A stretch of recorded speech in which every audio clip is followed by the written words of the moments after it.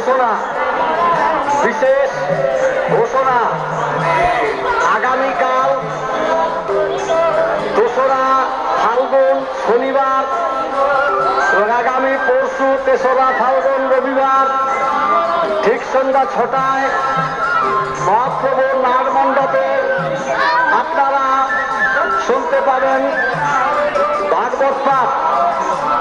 আপনারা যারা ভাগবত শ্রবণে ইচ্ছুক, আপনারা যারা ভাগবত গ্রন্থ শ্রবণ করতে ইচ্ছুক, আপনারা প্রত্যেকে আগামীকাল এবং পরশু ঠিক সন্ধ্যা 6টায় মহাপ্রভু নাট মণ্ডপে উপস্থিত হবেন। বিশেষ ঘোষণা সর্বসাধারণের জন্য জানানো যাচ্ছে, আগামীকাল 2রা ফাল্গুন শনিবার এবং আগামী পরশু 3রা ফাল্গুন রবিবার ঠিক সন্ধ্যা 6 ঘটিকায় এখানে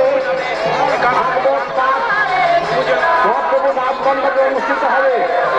আপনারা যারা ভাগবত শ্রবণে ইচ্ছুক তারা প্রত্যেকেই মহাপ্রভু নাট মণ্ডপে ঠিক সন্ধ্যা 6টায় উপস্থিত হবেন। শ্রদ্ধেয় দাদা ও মায়েরা, আপনারা যারা মেলা প্রাঙ্গণে এসেছেন অযথা ভিড় করবেন না। আপনারা মেলার পবিত্রতা বজায় রাখুন। যারা এই সময়ে মেলা প্রাঙ্গণে প্রবেশ করছেন আপনাদের উদ্দেশ্যে আমরা জানাচ্ছি, আপনারা দয়া করে সাইকেল এবং মোটর সাইকেলগুলি গ্যারেজে রেখে তারপরে মেলা প্রাঙ্গণে প্রবেশ করুন। তারপরে মেলা প্রাঙ্গণে প্রবেশ করবেন। আপনারা যার ছেলেপুলে গয়নাগাটি এবং জিনিসপত্র সাবধানে রাখবেন।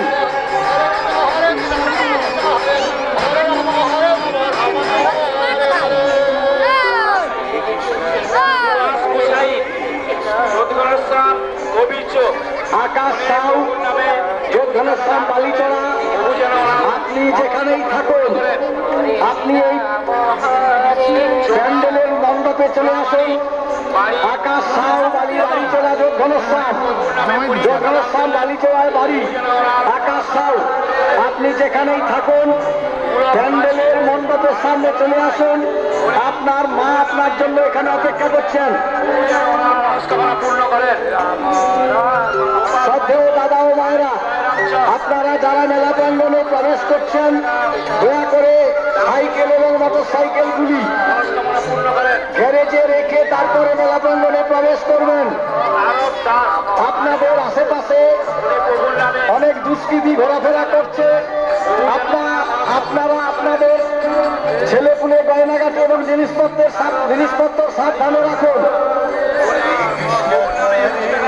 কোন রকম অপ্রীতিকর ঘটনা ঘটতে দেখলে আপনার ভলেন্টিয়ারদের সঙ্গে যোগাযোগ করুন। ভলেন্টিয়াররা আপনাদেরকে সর্বতভাবে সাহায্য করবে।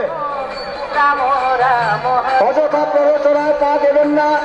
কোন রকম অসুবিধার সৃষ্টি হলে আপনারা ভলেন্টিয়ারদের সঙ্গে যোগাযোগ করুন, কমিটির সঙ্গে যোগাযোগ করুন। কমিটি আপনাদেরকে সর্বতভাবে সাহায্য করবে। বিশেষ ঘোষণা, আগামীকাল 2রা ফাল্গুন শনিবার এবং আগামী পরশু 3রা ফাল্গুন রবিবার ঠিক সন্ধ্যা 6 ঘটিকায় মহাপ্রভু নাট মণ্ডপে অনুষ্ঠিত হবে ভাগবত পাঠ।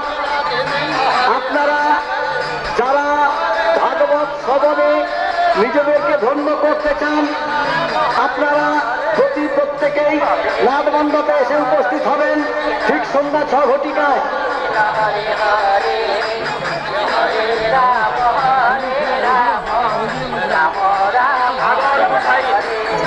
আপনারা যারা মহাপ্রভুর মন্দির নির্ণয় করতে দান করতে ইচ্ছুক আপনারা মণ্ডপে চলে আসুন। বিভিন্ন জায়গায় কাউন্টার খোলা আছে, আপনারা সেই কাউন্টারে আপনাদের অর্থ দান করে যাবেন। আপনাদের দান যতই নগণ্য হোক সেই দান সাদরে গৃহীত হবে।